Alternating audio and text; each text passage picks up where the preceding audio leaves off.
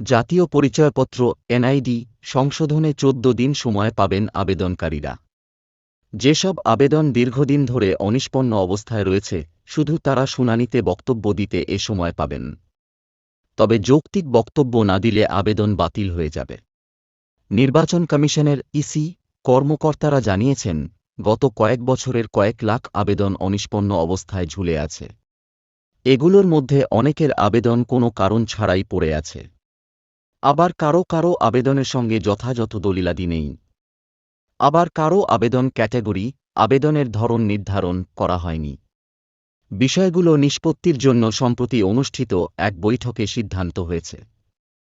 EC সচিব শফিউল আজিম ইতোমধ্যে মাঠ কর্মকর্তাদের আবেদনগুলো দ্রুত নিষ্পত্তির সিদ্ধান্ত দিয়েছেন। এক লিখিত নির্দেশনায় তিনি আঞ্চলিক, জেলা ও উপজেলা কর্মকর্তাদের বলেছেন, যেসব আবেদন দীর্ঘদিন যাবৎ তদন্ত প্রয়োজন, এসব আবেদন নিষ্পন্ন করার জন্য ১৪ দিনের সময় দিয়ে ডাকযোগে তদন্তের নোটিশ প্রেরণ করতে হবে। নির্ধারিত সময়ের মধ্যে তদন্তে উপস্থিত না হলে আবেদন বাতিলের সুপারিশসহ তদন্ত প্রতিবেদন দাখিল করতে হবে। এছাড়া জাতীয় পরিচয়পত্র সংশোধন সংক্রান্ত তদন্ত কার্যক্রমে সহকারী উপজেলা থানা নির্বাচন কর্মকর্তা এবং অতিরিক্ত জেলা নির্বাচন অফিসারদের সম্পৃক্ত করতে হবে। এক্ষেত্রে সরেজমিনে তদন্ত কার্যক্রম সম্পন্ন করে সুস্পষ্ট মতামতসহ প্রতিবেদন আবেদনের সঙ্গে সম্পৃক্ত করতে হবে। আবেদনকারীদের জাতীয় পরিচয়পত্রে বিদ্যমান তথ্যে ভুল থাকার কারণ এবং চাহিত সংশোধিত তথ্য কোন উদ্দেশ্যে চাওয়া হচ্ছে তা তদন্ত প্রতিবেদনে সুস্পষ্টভাবে উল্লেখ করতে হবে। অন্যদিকে নতুন ভোটার নিবন্ধনের জন্য অ্যাপয়েন্টমেন্ট ম্যানেজমেন্ট সফটওয়্যারের মাধ্যমে ভোটারকে ছবি তোলার তারিখ, সময় এবং কী কী দলিলাদি প্রয়োজন হবে তা সিস্টেমে জানাতে হবে। জানা গেছে, বর্তমানে মাঠ পর্যায়ে ১০টি নির্বাচনী অঞ্চলে ৬,৬৫,৫১৬টি এনআইডি আবেদন অনিষ্পন্ন অবস্থায় রয়েছে।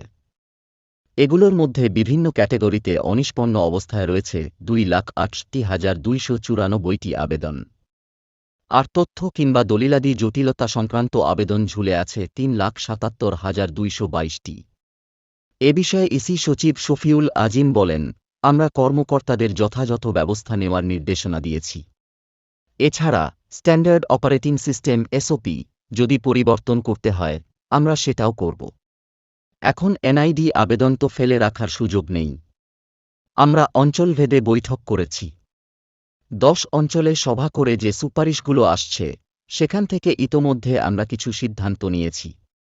তিনি আরও বলেন, কেউ কেউ তো বাবা মার নামও পরিবর্তন করতে চায়। আমরা তো এটা কোনোদিনও দেব না।